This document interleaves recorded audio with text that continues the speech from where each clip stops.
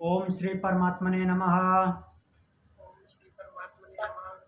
अथ बृहदारण्यकोपनिषद अथ बृहदारण्यकोपनिषत् शांति पाठः। शांति पाठः। ओम पूर्णमद ओम पूर्णमदः पूर्णमिदं पूर्णमिदं पूर्णात् पूर्णमुदच्यते पूर्णात् पूर्णमुदच्यते पूर्णस्य पूर्णमादाय पूर्णस्य पूर्णमादाय पूर्णमेवावशिष्यते। पूर्णमेवावशिष्यते। ओम शांति शांति शांति। चलिए आज की कक्षा में हम आगे बढ़ते हैं। बृहदारण्यक उपनिषद द्वितीय अध्याय, और द्वितीय अध्याय का कौन सा ब्राह्मण है ये?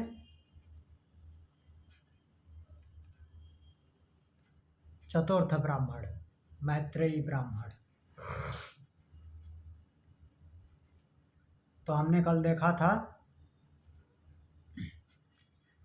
कि याज्ञवल्क्य जो हैं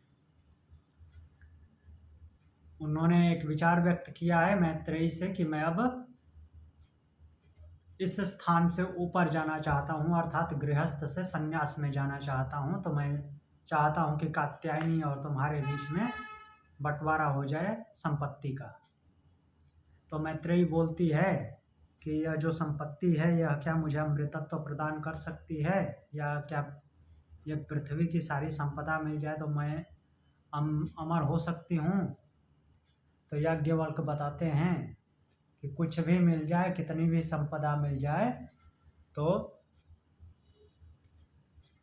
जो जीवन जो है वो वैभवशाली हो सकता है, लेकिन अमृतत्व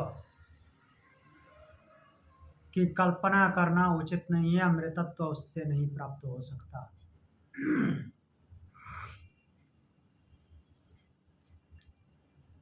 तो याज्ञवल्क्य से मैत्रेयी बोलती हैं कि फिर मुझे उस विद्या का उपदेश कीजिए जिससे कि अमृतत्व प्राप्त हो जाए।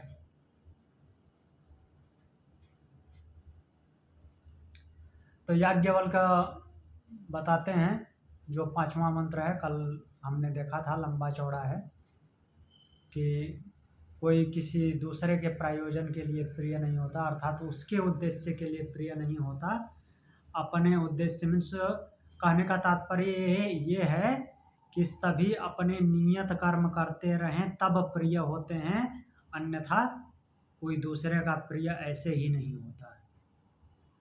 कोई उल्टा काम करेगा तो प्रिय नहीं होगा। मीन्स सभी अपने अपने जो उचित कार्य हैं वो करने चाहिए, तभी प्रिय होते हैं।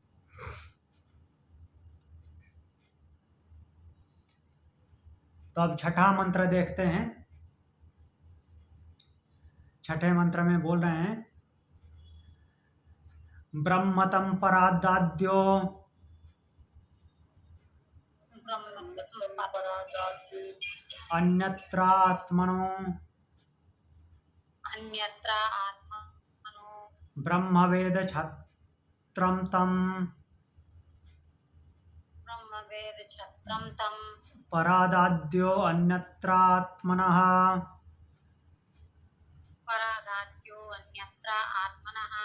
छत्रं वेद लोकास्तं परादुर्यो अन्यत्रात्मनो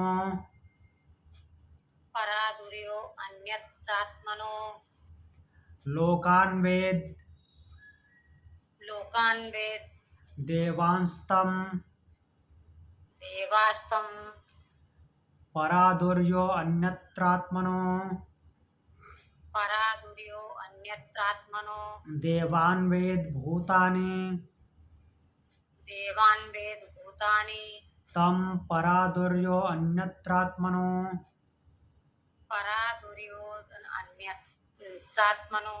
भूतानि वेद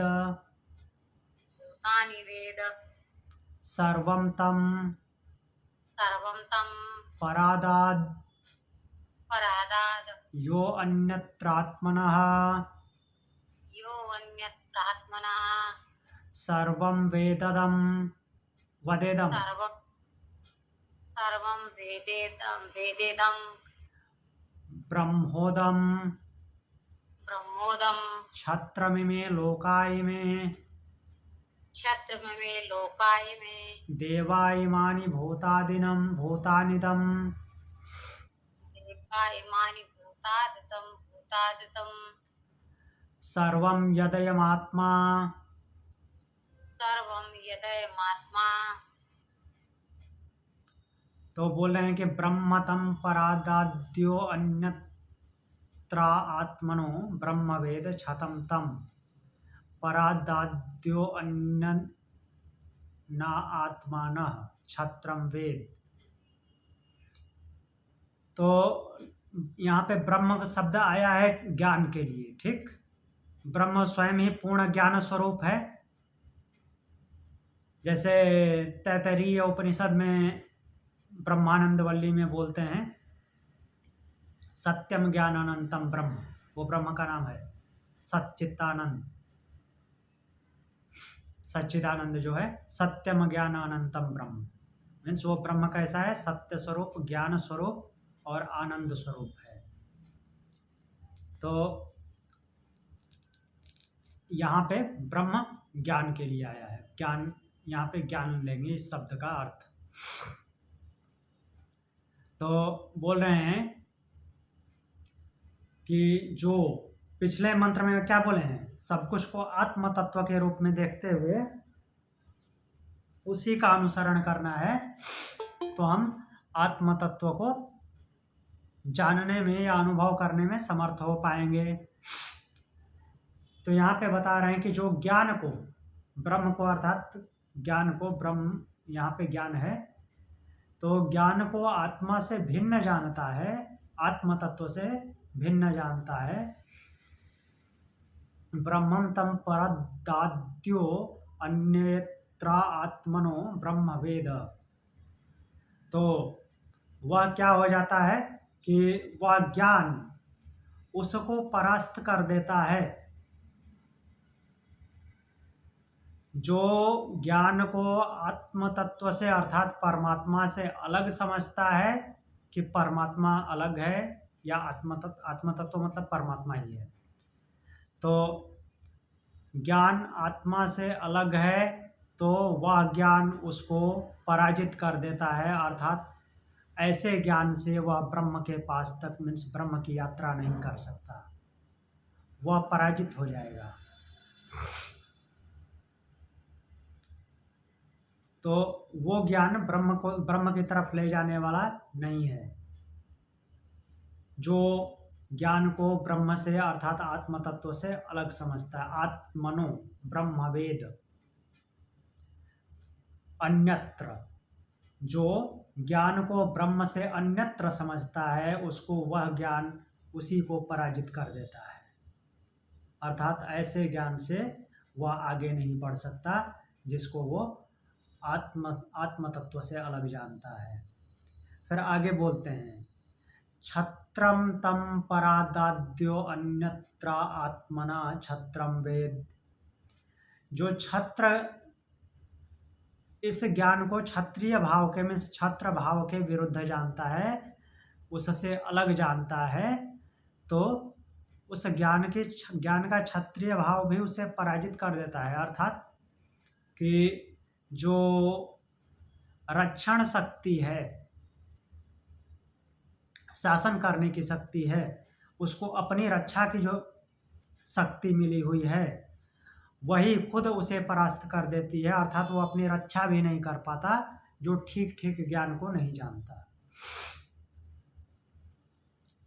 जो जैसा होना चाहिए वैसा वो नहीं जानता, उससे अलग जानता है, अर्थात आत्म तत्व से भिन्न जानता है कि आत्मा अलग है और ये सब अलग है, ऐसा अलग अलग जानता है, तो वो ज्ञान उसको पराजित कर देता है। कहने का तात्पर्य ये है। जो पिछले मंत्र में उन्होंने बताया है कि हर एक को उचित कर्तव्य करना चाहिए, तभी वो एक दूसरे के प्रिय होते हैं और उस माध्यम से आत्मा का ही निधिध्यासन करना है, वही दर्शनीय है, श्रवणीय है, मननीय है और ध्यान के योग्य है। तो सब कुछ में उसी को देखना चाहिए। और यहाँ पे उसी को आगे बढ़ाते हुए बोल रहे हैं कि जो ऐसा नहीं जानता, जो इस ज्ञान को इस तरह से नहीं जानता, वह ज्ञान ही उसे परास्त कर देता है, अर्थात वो आगे नहीं बढ़ सकता है। फिर वैसे अलग अलग शब्दों का प्रयोग करके उसी ज्ञान की ही बात कर रहे हैं। लोकास्तम परा दुर्यो अन्यत्र आत्मनो लोकान वेद, मीन्स जो लोक को उससे आत्म तत्व से अलग जानता है, मीन्स अलग अलग जन्म, अलग अलग योनियों में पैदा होने को उस आत्म तत्व से भिन्न जानता है, अलग जानता है, तो उसे वह लोक ही उसे परास्त कर देता है, अर्थात उसको लोकों का ज्ञान नहीं होता। परास्त होने का मतलब कि उस फील्ड में उसको नॉलेज ही नहीं होगा। फिर बोल रहे हैं कि देवान वेद भूतानि तम परादुर्यो अन्यत्रात्मनो भूतानि वेद सर्वम तम परादाद यो अन्यत्रात्मनः सर्वम वेदेदम ब्रह्म। तो इसको आगे देखते हैं अभी क्या बोल रहे हैं। देवताओं के बारे में बोल रहे हैं, देवान वेद भूतानि तम परादुर्यो अन्यत्रात्मनो भूतानि वेद। तो पहले देवताओं के बारे में बोल रहे हैं। देवान मीन्स जो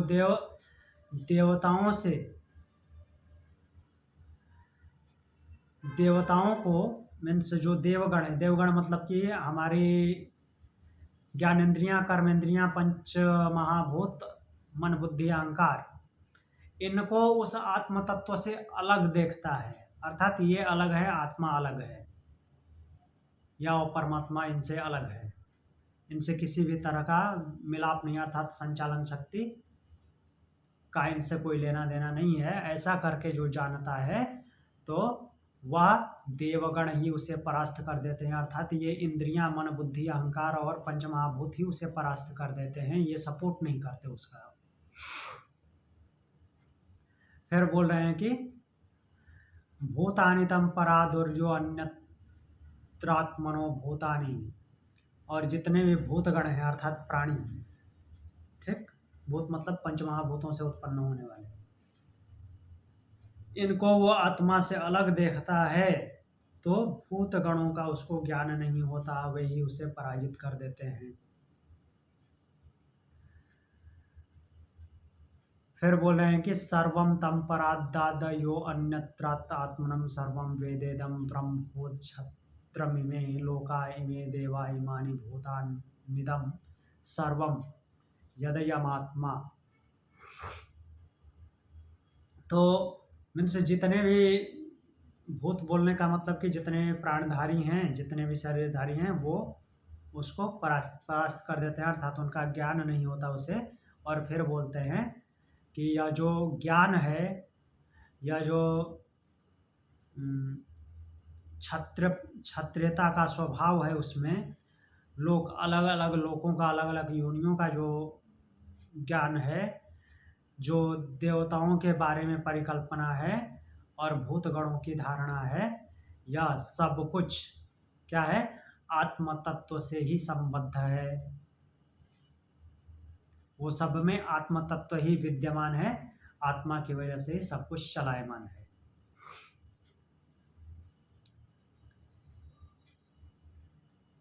आगे देखते हैं।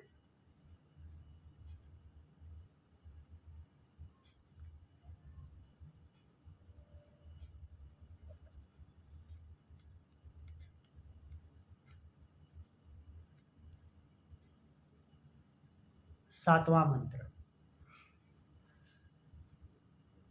स यथा दुन्दुभेर्हन्यमानस्य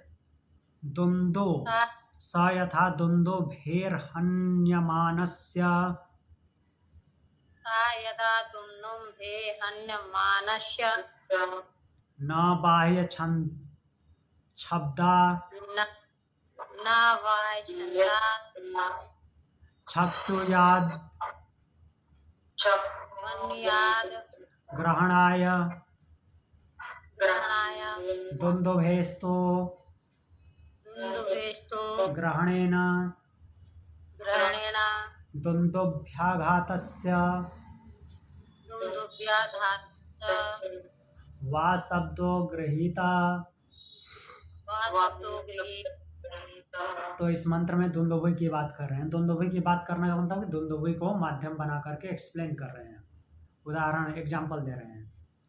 स यथा दुन्दुभेर्हन्यमानस्य न बाह्यच्छब्दा छन्नुक्यात्, अर्थात दुन्दुभि के शब्द को जैसे नहीं पकड़ा जा सकता।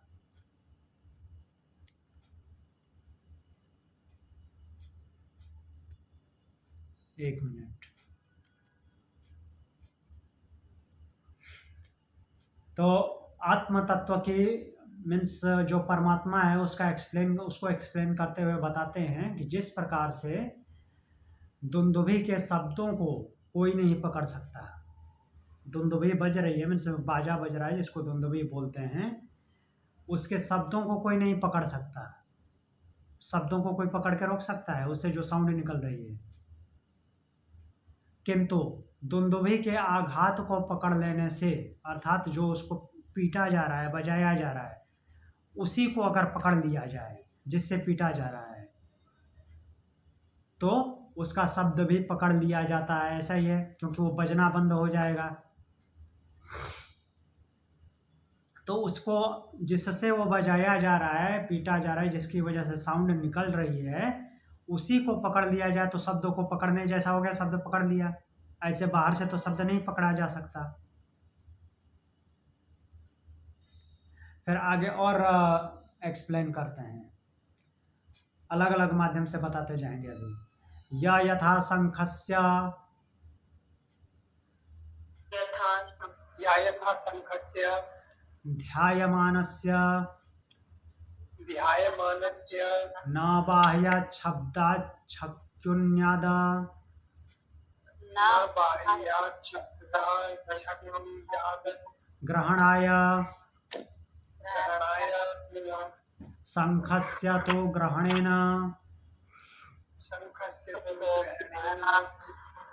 शंखधास्य शंखध्वनस्य वा शब्दो गृहीतः।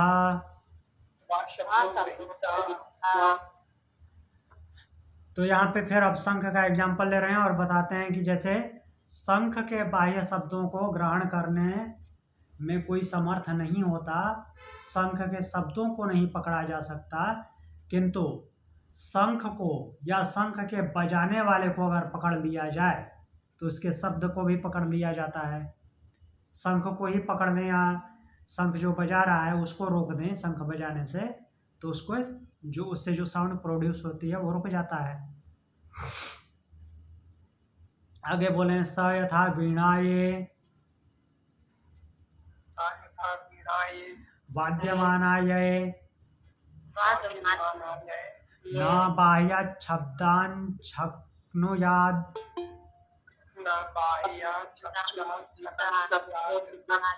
ग्रहणाय वीणाये तो ग्रहणेन वीणावादस्य वा शब्दो गृहीतः। तो बोल रहे हैं कि जैसे वीणा जो बजती है, वीणा बजते समय बजती हुई वीणा के शब्दों को नहीं पकड़ा जा सकता, किंतु वीणा के बजाने वाले को पकड़ लिया जाए तो उसके शब्दों को भी पकड़ लिया जाता है। उसके शब्द रुक जाते हैं, जो शब्द निकल रहे थे वीणा बजाने से, स्वर निकल रहा था, ध्वनि आ रही थी, वो भी बंद हो जाता है। फिर आगे बोलते हैं या यथा आर्द्रे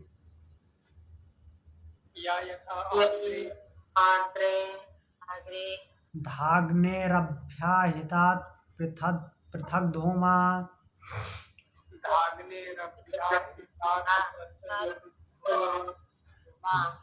विनिश्चरन्त्येवं वा अरे अस्य महतो भूतस्य भूतस्य निःश्वसितमेतद् निःश्वसितमेतद् यद् यद्यग्वेदो यद्वेदो यद्ऋग्वेदो, नॉट यग्वेदो, यद्ऋग्वेदो, यजुर्वेदः यजुर्वेदः सामवेदो सामवेदो अथर्वाङ्गिरसः सर्वाङ्गिरसा इतिहासः पुराणं विद्या उपनिषदः इतिहासं पुराणं विद्या उपनिषदः श्लोका सूत्राण्यनुव्याख्यानानि सूत्राणि व्याख्यानानि व्याख्यानान्यसामवेद व्याख्यानानि सामवेद स अथर्वाङ्गिरसा सर्वाङ्गिरसा सीतिहासस्तु पुराणम् इतिहासस्य पुराणं विद्या विद्या सोपनिषद सोपनिषद श्लोका सूत्राणि श्लोकानि अनुव्याख्यानानि व्याख्यानानि अनुव्याख्यानानि व्याख्यानानि अस्यैवैतानि अस्यैतानि निःश्वसितानि निःश्वसितानि। तो यहाँ पे धुएं का एग्जाम्पल लिए हैं। यथा अग्रे धाग्रे रअभ्या हितात् पृथक धूमा विनिश्चरत्यैव।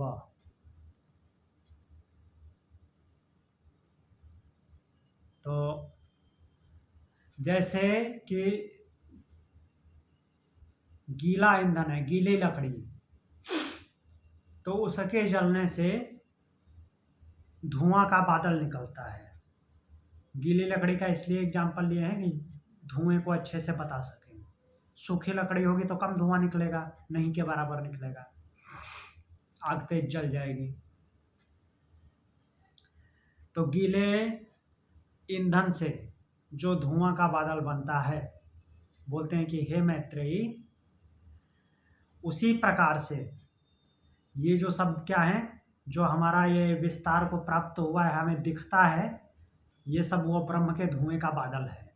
जैसे अग्नि जलती है, गीला ईंधन है, तो उससे जैसे धुआं निकलता है, वैसे ही ब्रह्म से ही ये व्याप्त हुए और वो ब्रह्म के ही स्वरूप अर्थात ब्रह्म से उत्पन्न हुए हैं ये सब।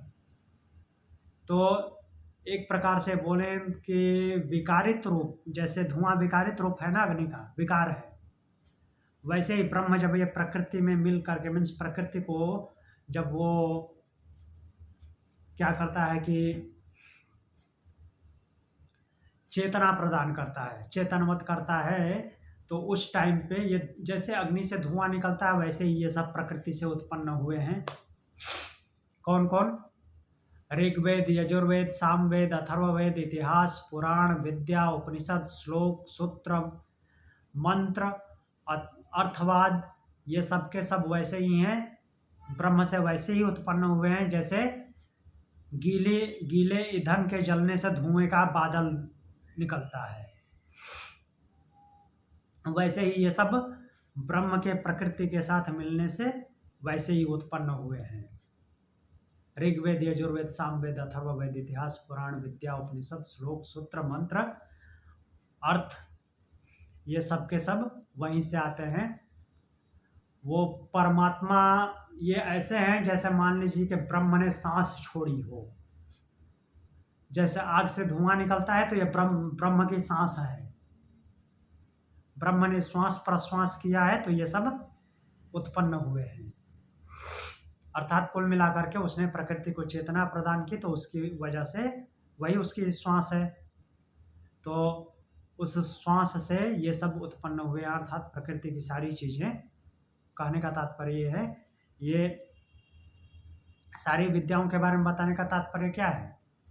ऋग यजुर साम, ये जिसको हम त्रय विद्या के नाम से जानते हैं, जिसकी वजह से सब कुछ विस्तृत है प्रकृति में, उसी के माध्यम से जाना जाता है। उसके नीचे भी जो कुछ भी है, इतिहास, पुराण, विद्या, उपनिषद, श्लोक, सूत्र, मंत्र, अर्थ, सब कुछ को बता दिया है कि वो ब्रह्म की श्वास है।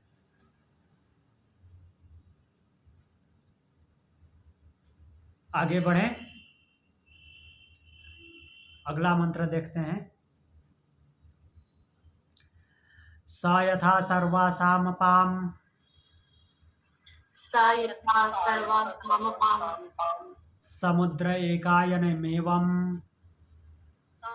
समुद्रायनमेवं सर्वेषां स्पर्शानां सर्वेषां स्पर्शानां त्वगेकायनमेवं त्वगेकायनमेवं सर्वेषां गन्धानां सर्वेषां गन्धानां नासिकैकायनं नासिकैकायनम् एवं सर्वेषां रसानां एवं सर्वेषां रसानां जिह्वैकायनमेवं जिह्वैकायनमेवं सर्वेषां रूपाणां सर्वेषां रूपाणां चक्षुरेकायनमेवं चक्षुरेकायनमेवं सर्वेषां शब्दानां सर्वेषां शब्दानां श्रोत्रमेकायनमेवं श्रोत्रमेकायनमेवं सर्वेषां संकल्पानां सर्वेषां संकल्पानां मन एकायनमेवं मन एकायनमेवं सर्वेषां विद्यानां सर्वेषां विद्यानां हृदयमेकायनमेवं हृदयमेकायनमेवं सर्वेषां कर्माणां सर्वेषां कर्मणां हस्तावेकायनमेवं हस्तावेकायनमेवं सर्वेषामानन्दानाम् उपस्थम् एकायनम् एवं सर्वेषामानन्दानाम् उपस्थैकायनम् एवं एवं सर्वेषां विसर्गाणां सर्वेषां विसर्गाणां पायुरेकायनमेवं वायुरेकायनमेवं सर्वेषां ध्वनां ध्वनां पादावेकायनमेवं पादावेकायनमेवं सर्वेषां वदानां सर्वेषां वदानां वागेकायनम्। वागेकायनम्। तो यहाँ पे सबकी प्रतिष्ठा बता रहे हैं और ये उसको उसी से कनेक्ट कर रहे हैं। सबकी प्रतिष्ठा मतलब ऐसे ही नहीं बोल रहे हैं। कहने का तात्पर्य ये क्या है, सबकी प्रतिष्ठा बताने का मतलब कि ये सब कुछ उस आत्म तत्व अर्थात परमात्मा की वजह से है, उस परमात्मा की ही शक्ति सब में है। कहने का तात्पर्य ये है। स यथा सर्वासाम समुद्र एकायनमेवं सर्वेषां स्पर्शानां। तो पहले ये देख लेते हैं।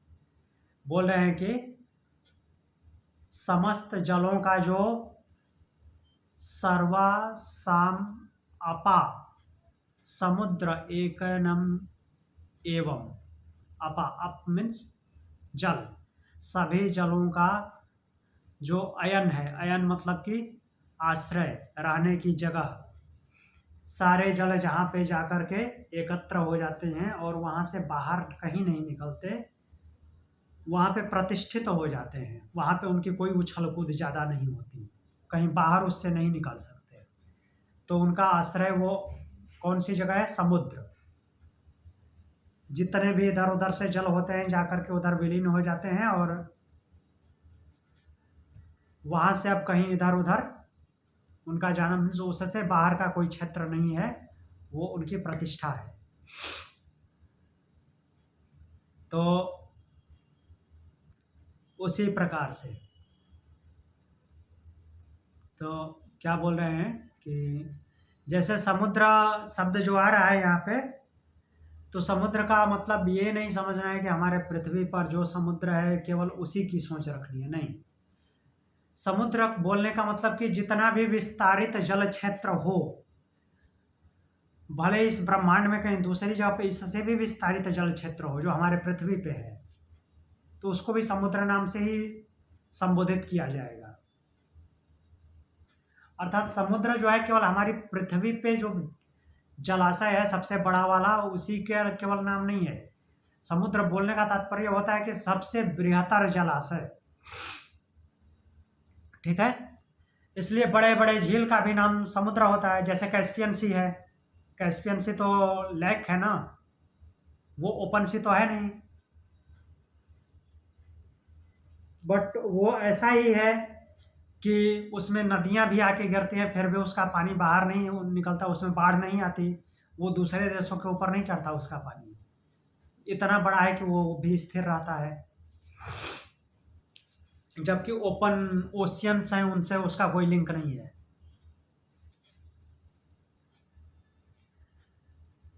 तो वही बोल रहे हैं कि समस्त जलों का जो समुद्र है वो अयन है, अर्थात आश्रय स्थान है। तो वैसे ही क्या बोल रहे हैं कि सर्वेषां स्पर्शानां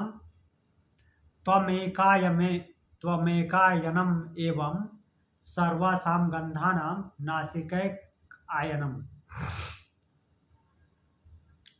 तो जितने भी स्पर्श से अनुभूत होने वाले हैं, उन सबका अयन, उनका सबका आश्रय का क्या है? त्वचा। त्वचा से ही स्पर्श की अनुभूति होती है। जितने भी गंध हैं उनका आश्रय क्या है? नाक, घ्राण, क्योंकि नाक से ही सूंघा जाता है, कहीं और से सूंघा नहीं जा सकता, गंध कहीं और से नहीं आती, मीन्स गंध की अनुभूति नाक से होती है, तो इसलिए वो उसका आश्रय है गंध का।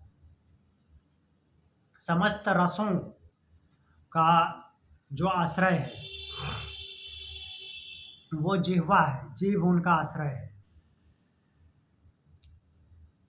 जैसे जितने भी रस हैं हमारे, मधुर, अम्ल, लवण, कटु, तिक्त, कषाय, ये 6 रस हैं।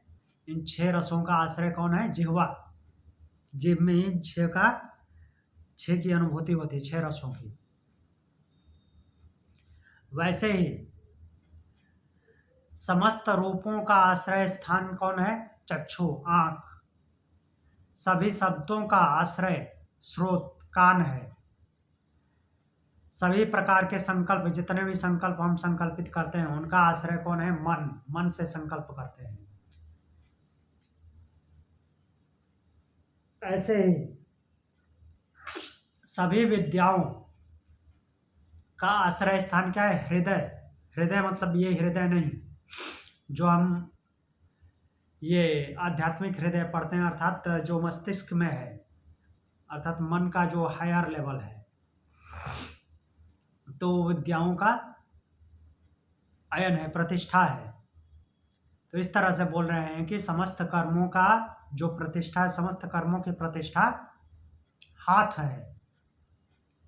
हाथ से ही सारे कर्म करते हैं, तो हाथ में ही सब प्रतिष्ठित होते हैं, उनका आश्रय स्थान है। उसी तरह से बोलें कि समस्त आनंदों का, मीन्स हायर लेवल के सुखानुभूति का जो आश्रय स्थान है वो उपस्थ है, जननेन्द्रिय है। और आगे बोल रहे हैं कि सर्वेषां विसर्गाणां पायुरेकायम अयनम एवं। जितने भी विसर्ग स्थान अर्थात एक्सक्रीशन, जो मल बाहर निकलने का आधार है, आश्रय है, वो क्या है? पायु, गुदामार्ग। सर्वेषामध्वनां पाद वेकायमेवं। तो जो पाद है, पाद मतलब कि पैर। एक मिनट। तो विसर्ग, विसर्ग बोले तो आधार जो प्रदान करता है वो कौन है?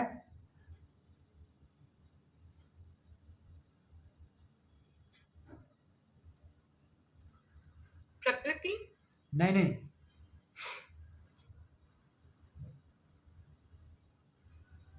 पायुपादम। पायु तो हो गया ना हमारा, हाँ, कर्मों का अयन हस्त है। तो मीन्स जो आधार प्रदान करता है, मीन्स रास्ते पे गमन करने में जो सहायता करता है वो क्या है? पैर है, चरण, पाद। इसी तरह से बोल रहे हैं कि जो समस्त जो वाणी का आधार है, हमारी आवाज़ निकलती है, जो साउंड निकलती है और जो कुछ भी हम बोलते हैं, उसका आधार क्या है? वेद, ऋग यजुर साम, ये उनका आधार है। और इन सब की कहने का तात्पर्य है कि इन सब की प्रतिष्ठा उसी आत्म रूप में है, आत्म तत्व में ही इन सब की प्रतिष्ठा होती है। सबके सब किसकी वजह से कार्य करते हैं? उस आत्मा की वजह से। वो शब्द इसमें नहीं बोले हैं, लेकिन कहने का तात्पर्य यही है। तो आगे देखें, मेरी आवाज़ क्लियर है? जी प्रभु। जी सब क्लियर। ठीक है। बिल्कुल क्लियर है सर। तो 12 नंबर मंत्र देखते हैं। जी प्रभु। सा यथा सैंधव खिल्या यथा सेंधव खिल्या उदके प्रास्त उदके प्रास्त उदकमेवानुविलीयते विलीयेत उत्कमेवानुविलीयते न हास्योद्वहणा एव ना हास्योद्वहणा ब्रह्मणा एव, एव ब्रह्मणा एव है, ब्रह्मणायैव न हास्योद्ब्रह्मणा एव स्याद ना हास्योद्वहणा एव स्यात् आदो यतो यत्त्वादतीथ यतो यत्स्वत्वादतीत लवणमेवैवं लवणमेवं एवं वा अर इदं वापरिदं महद् महान महत् भूतं नन्तमपारं भूतं अनन्तपारं विज्ञानघन विज्ञान एवैतेभ्यो एवं एवैतेभ्यो भूतेभ्यः भूतेभ्यः समुत्थाय समुत्थाय एतेभ्यः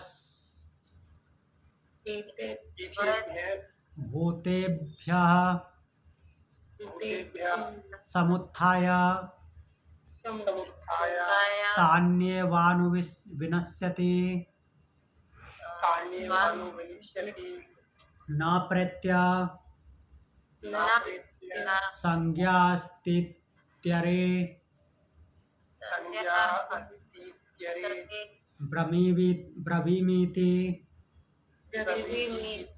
हो वाच याज्ञवल्क्य। तो देखिए, पिछले मंत्र में उन्होंने ब्रह्म के बारे में कोई शब्द नहीं दिया है, बट उसी को आगे बढ़ाते हुए इस मंत्र में नमक के माध्यम से बता रहे हैं उस ब्रह्म को, मीन्स आत्म तत्व को।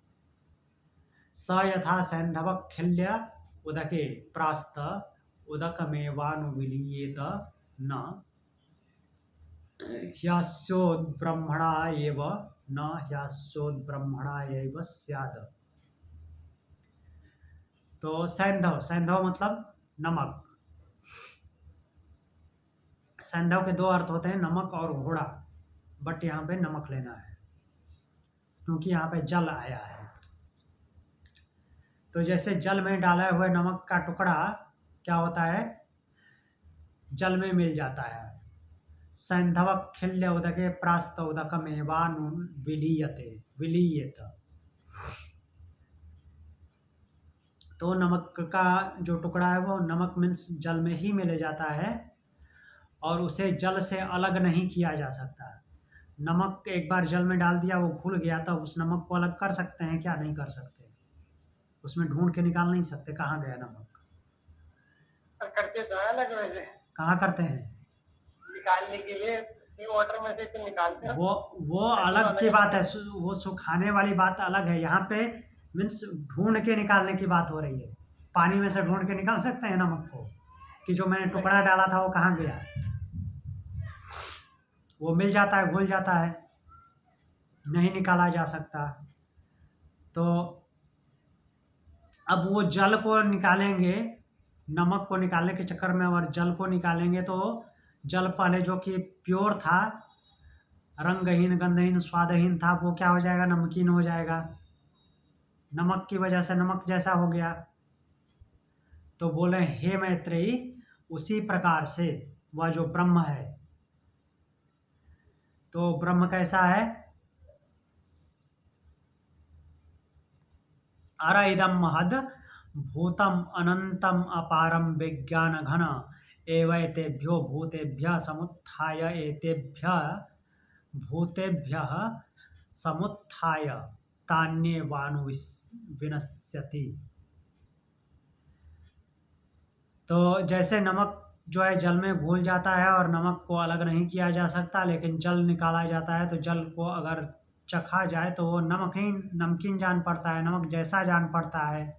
तो उसी प्रकार से अब जो परमात्मा है अर्थात परमात्मा तत्व है वह वैसा है, उसी प्रकार से है। वह अनंत अपार और विज्ञान घन है, मीन्स उसका कोई अंत नहीं है, उसका कोई पार नहीं पा सकता और विज्ञान का विशिष्ट ज्ञान का बादल है। तो वह ब्रह्म कैसे प्रकट होता है? नमक का उदाहरण क्यों दिए है? जैसे नमक में विलीन हो गया वैसे वो ब्रह्म प्रकृति में विलीन हो गया है, मीन्स प्रकृति के साथ मिक्स हो गया है। जिसको माध्यम बनाएंगे उसमें वह प्रतीत होगा।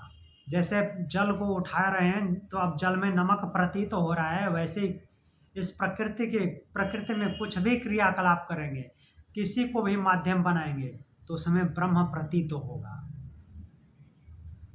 एक प्रकार से बोले तो ब्रह्म का स्वाद आएगा, जैसे जल में नमक का स्वाद आ रहा है। तो वो बोल रहे हैं कि कैसे प्रकट होता है? फिर भूतों से प्रकट होता है, प्राणियों से प्रकट होकर के, और फिर क्या होता है कि उन्हीं के साथ नाश को प्राप्त हो जाता है। अब ब्रह्म का नाश कहाँ होता है? ब्रह्म का तो नाश होता नहीं, ये बोल रहे हैं कि नाश हो जाता है। उनके साथ ही उत्थान होता है और उनके साथ ही उसका पतन हो जाता है। ये जो यहाँ पे ये बात बोल रहे हैं वो जीवात्मा के भाव से बोल रहे हैं। जैसे हमको जैसा प्रतीत होता है कि कोई पैदा हुआ और फिर बाद में उसका अपना जीवन पूरा करके मर गया, तो उसके माध्यम से ब्रह्म भी प्रकट होता है उस शरीरधारी के माध्यम से, और उसके जाने से उसका जो माध्यम बना हुआ था वो समाप्त हो जाता है।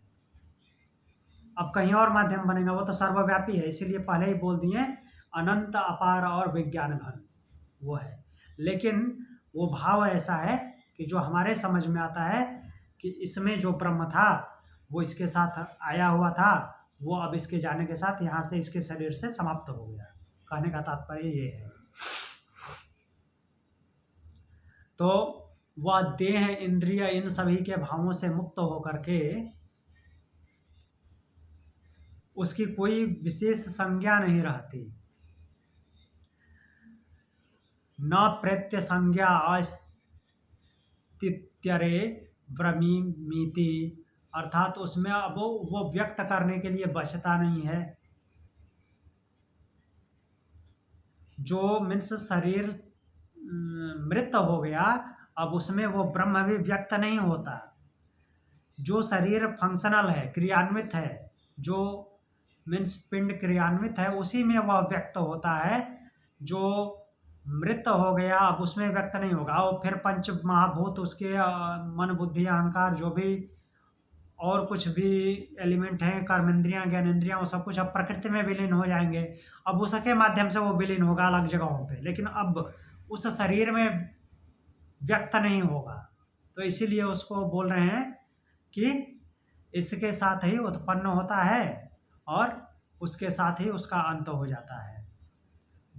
वो भूतों से प्रकट होता है, उनके नाश के साथ ही नाश को प्राप्त हो जाता है। कहने का भाव ये है कि उसके साथ जो व्यक्त भाव हमारी समझ में आ रहा था, अब उसके मृत हो जाने से अव्यक्त हो जाता है, उस माध्यम से अव्यक्त हो जाता है। अब जिस माध्यम में वो जाएगा उस माध्यम में व्यक्त होगा। तो उसी की अब उसकी वहाँ पे संज्ञा नहीं रह जाती, अर्थात तो उससे उसको व्यक्त नहीं किया जा सकता जहाँ पे पहले व्यक्त होता था वो। तो ये बात कौन बोल रहे हैं? वो मैत्रेयी से बोल रहे हैं। होवाच याज्ञवल्क, याज्ञवल्क ने मैत्रेयी से यह बात बोली। चलिए आगे देखते हैं। एक मिनट।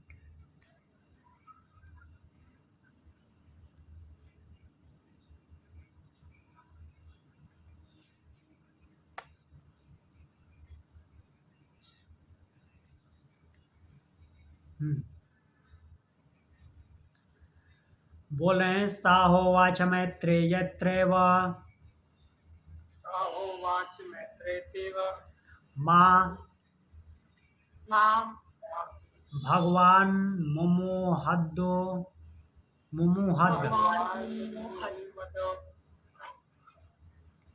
न प्रेत्य नाप्रेत्य संज्ञास्तीति स होवाच साहोवाच न वा अरे अहम मोहम न वा अरे अहम् ब्रवीम्यलम ब्रवीम्यलं वा अर इदम वा अरविदं विज्ञानाय। विज्ञानाय। तो यहाँ पे मैत्रेयी बोल रही हैं सा होवाच, कि आपने ऐसा बोल करके, मैत्रेयी ने कहा कि मैत्रेयत्रैव माम, मैत्रेयी ने ऐसा कहा कि भगवान मुमुहद न प्रेत्य संज्ञा अस्तिति, कि उसकी कोई संज्ञा नहीं रह जाती उसमें। पिछले मंत्र में बोले हैं ना, ऐसा कह करके आपने मुझे मोह में डाल दिया। कि इतना सब कुछ तो वही करवाया, अब बोल रहे हैं कि कोई संज्ञा नहीं रह जाती, तो इससे मोह उत्पन्न होता है, क्यों चला गया, इस तरह का भाव आता है ना, जिसकी वजह से लोग चिल्लाते हैं, रोते हैं, क्राई करते हैं। तो फिर बोलते हैं, याज्ञवल्क्य बोले स होवाच न वा अरे अहम मोहम ब्रवीम्यलम वा अरम इदम विज्ञानाय। तो यहाँ पे वो बोल रहे हैं कि मैंने मोह का उपदेश नहीं किया, मैं मोह का उपदेश नहीं कर रहा हूँ, मोह में नहीं डाल रहा हूँ।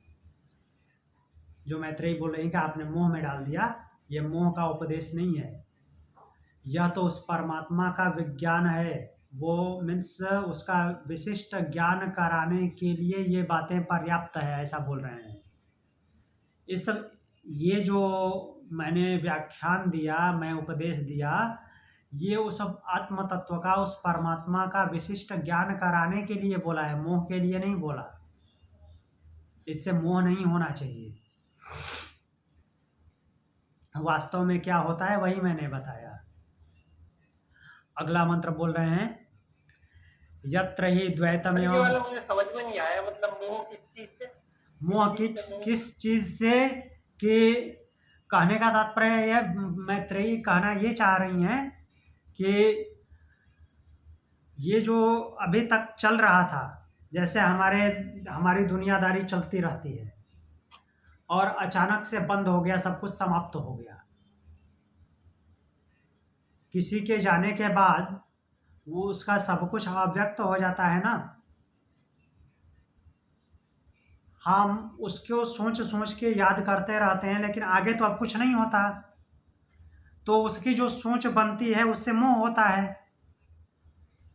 लेकिन फिर भी मतलब लाइफ तो चलती रहती है ना, भले कोई चला गया, कुछ हम्म, टाइम दुख रहता है, बाद में कभी याद कर लिया ओकेजन पे, लेकिन हाँ वैसे तो सबकी लाइफ चली रही है ना, सब अपने में लिप्त है उसमें तब भी। हाँ चलती रहती है, लेकिन वही जो मोह होता तो बाद में वही फिर ठीक हो जाता है। मीन्स वो मोह का विषय नहीं है, वही तो बोल रहे हैं याज्ञवल्क कि ये मोह का विषय नहीं है,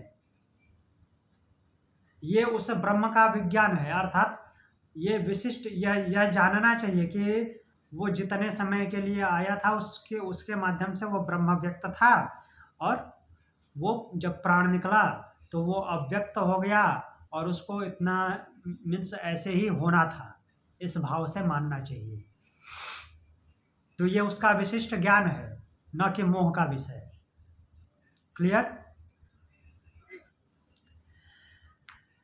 यत्र हि द्वैतमिव भवति यत्र हि यत्र हि द्वैतमिर्भवति तदितरैतरं तदितरेतरं जिघ्नति जिघ्रति तदितरैतरं तदितरेतरं पश्यति पश्यति तदितरैतरं तदितरेतरं शृणोति शृणोति तदितरैतरं तदितरेतरं अभिवदति अभिवदति तदितरैतरं तदितरेतरं मनुते मनुते तदितरैतरं तदितरेतरं विजानाति विजानाति यत्र वा अस्य यत्र वा अस्य सर्वमात्मैवाभूता सर्वमात्मैवाभूत तत्केनकं तत्केनकं जिघ्नेत जिघ्रेत कं मन्वित कम्मन्वित तत्केनकं तत्केनकं विजानीयात् जानीयात् यनेदं यनेदं सर्वं विजानाति सर्वं जानाति तं केन विजानीयात् तं केन विजानीयात् विज्ञातारमरे विज्ञातारणे केन विजानीयादिति। केन विजानीयाति। तो फिर यहाँ पे बोल रहे हैं कि यत्र ही द्वैतमीव भवति, यत्र ही मीन्स जहाँ पर, क्या द्वैतमीव भवति, द्वैत जैसा होता है। द्वैत जैसा होता है अर्थात दो जैसा लगता है, एक नहीं लगता। तो वही अन्य अन्य को सूंघता है। इतरम जिघ्नति इतरम, इतरम पश्यति इतरम। ठीक, तो ये अलग अलग माध्यमों को बोल के बता रहे हैं कि जब अज्ञान की अवस्था होती है, जो मोह की बात की है अभी मैत्रेयी ने, तो उसी को माध्यम बना करके बोल रहे हैं कि जब अज्ञानावस्था होती है तो जब द्वैत का भाव आ जाता है, अर्थात दो का भाव आ जाता है, तो एक दूसरे को सूंघता है। जब अद्वैत होगा तो कौन किसको सूंघेगा? अद्वैत मतलब कि मेरे अलावा कोई और है ही नहीं। जैसे हमने पढ़ा था ना शुरू में, जब ब्रह्म की रचना देखी थी कि ब्रह्म प्रकृति में जब जैसे ही आया सॉरी, प्रकृति में वो अपनी चेतना दी, तो उसके माध्यम से वो विचार किया, देखा वो कि इसी बृहदारण्यक उपनिषद में बताया था शुरू में कि वो भयभीत हुआ। तो फिर उसने देखा चारों तरफ कि कोई है ही नहीं, मैं किससे डरता हूँ, डरने के लिए कोई दूसरा होना चाहिए ना। तो जब अद्वैत भाव होगा तो कोई दूसरा होगा ही नहीं, तो कौन किसको सूंघेगा, कौन किसको देखेगा? मीन्स जहाँ तक दिखाई दे रहा वही वही है अकेले। लेकिन यहाँ पे अविद्या की वजह से जब द्वैत हो जाता है तो एक दूसरे को सूंघता है, अन्य अन्य को देखता है। ऐसा कहने का मतलब कि एक जो है अपने आप को अलग समझता है और किसी उसको कोई और दिखाई देता है या सुनाई देता है या कोई और गंध आती है। तो ऐसा क्यों होता है? जब द्वैत भाव आता है कि कोई और है मेरे अलावा, अद्वैत भाव नहीं आता। जैसे भगवत गीता में भगवान बोलते हैं ना कि साधक जो है समदर्शी हो जाता है, सर्वत्र समदर्शी न। तो समदर्शी भाव क्या हो जाना है? अद्वैत हो जाना। मीन्स अपने से अलग कोई दूसरा दिखेगा ही नहीं, कोई प्रतीत ही नहीं होगा। तो जब ऐसा अद्वैत भाव हो जाता है तो न तो कुछ अलग से सूंघने में आता है, न अलग से सुनने में आता है, न ही कुछ अलग से देखने में आता है। सब कुछ वही का वही है, मीन्स एक ही है। बट यहाँ पे द्वैत की बात कर रहे हैं कि जब द्वैत भाव होता है तो ऐसा होता है कि एक जो है दूसरे को सूंघता है, एक दूसरे को देखता है, एक दूसरे को सुनता है, एक जो है दूसरे का अभिवादन करता है। जब कोई दूसरा होगा नहीं तो अभिवादन किसका करेगा? रिस्पेक्ट किसका करेगा? ये द्वैत की वजह से होता है। द्वैत भाव जब उत्पन्न होता है तो, और हम सब में लगभग क्या द्वैत भाव ही होता है। अद्वैत होना एक तरह से साधना की पराकाष्ठा हो जाती है। तो अन्य अन्य का मनन करता है, मीन्स एक दूसरे का मनन करता है। हम उसका मीन्स ब्रह्म का मनन क्यों करते हैं? किसी को माध्यम बना करके मनन करते हैं उसका। क्यों करते हैं? उसको अपने आप से अलग समझते हैं, मैं अलग वो अलग, तभी तो करते हैं ना। जिस दिन ब्रह्म से एकात्म हो जाए, हम अलग है ही नहीं, तो किसका मनन करेंगे?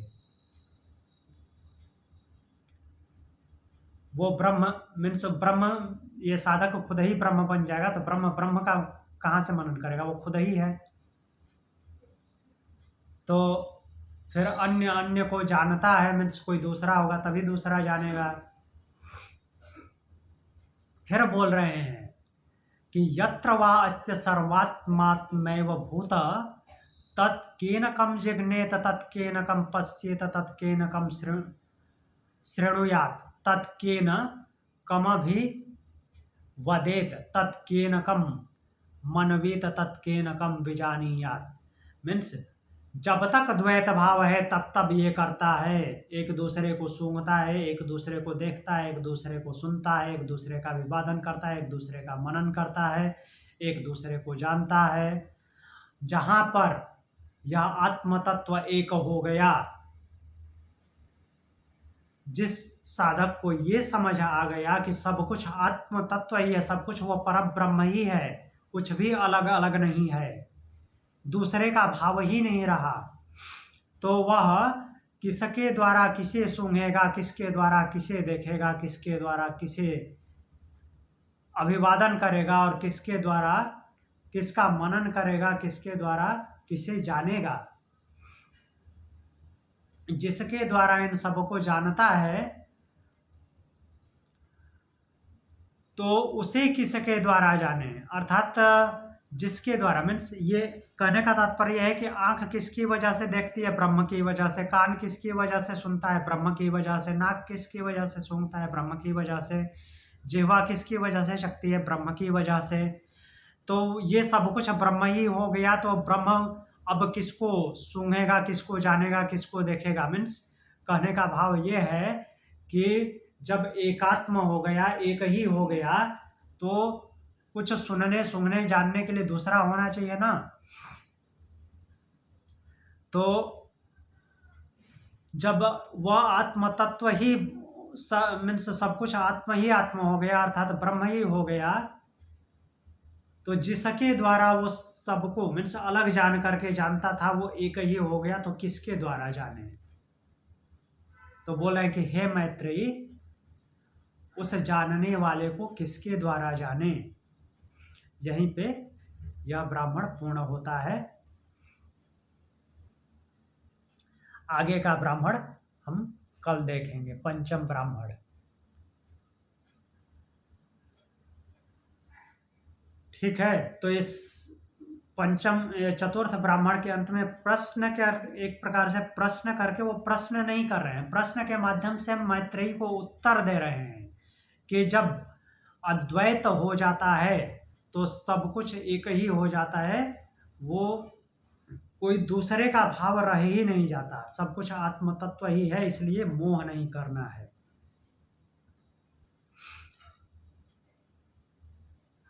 लेकिन तब भी जैसे प्रकृति चलती है तो द्वैत भाव में ही तो चलती है। हाँ, द्वैत भाव में ईश्वर चलती तो है। लेके चलते हैं, पूजा करते हैं, मतलब हाँ कैसे जी। भी पूजा करें या किसी के ऊपर प्रार्थना करें, जैसे भी वो तो द्वैत में ही तो चलती है वैसे प्रकृति। हाँ, तो उसी को बोल रहे हैं ना कि ये अविद्या है, ये जो प्रकृति हाँ। का चलना है, प्रकृति जो है पूरी की पूरी अविद्या से ग्रसित है।